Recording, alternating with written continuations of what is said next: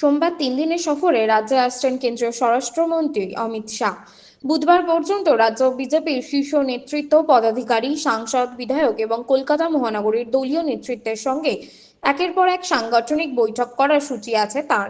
দলীয় বৈঠক ছাড়াও বুধবার বিকেলে আরএসএস উত্তর, দক্ষিণ ও মধ্যবঙ্গের শীর্ষ প্রচারক ও কার্যকর্তাদের সঙ্গে 2 ঘন্টা বৈঠক করার কথা শাহের।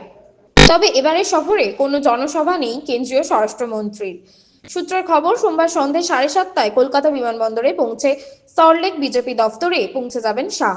সেখান থেকে প্রথমে রাজ্য বিজেপির কোর কমিটির সঙ্গে বৈঠক করবেন তিনি, পরে বৈঠক করবেন বিজেপির নির্বাচন কমিটির সঙ্গে।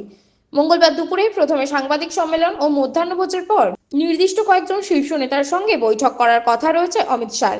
বিকেলে মানিকতলার কেশব ভবনে সংঘ নেতৃত্বের সঙ্গে সমন্বয় বৈঠক করার সূচি আছে তার। বুধবার কলকাতার ইস্কন মন্দির দর্শন করার কথা অমিত শাহর।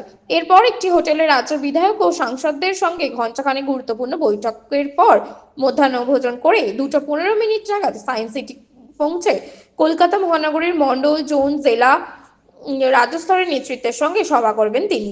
ওখান থেকেই সন্ধ্যার পর দিল্লি ফিরে যাবেন অমিত শাহ।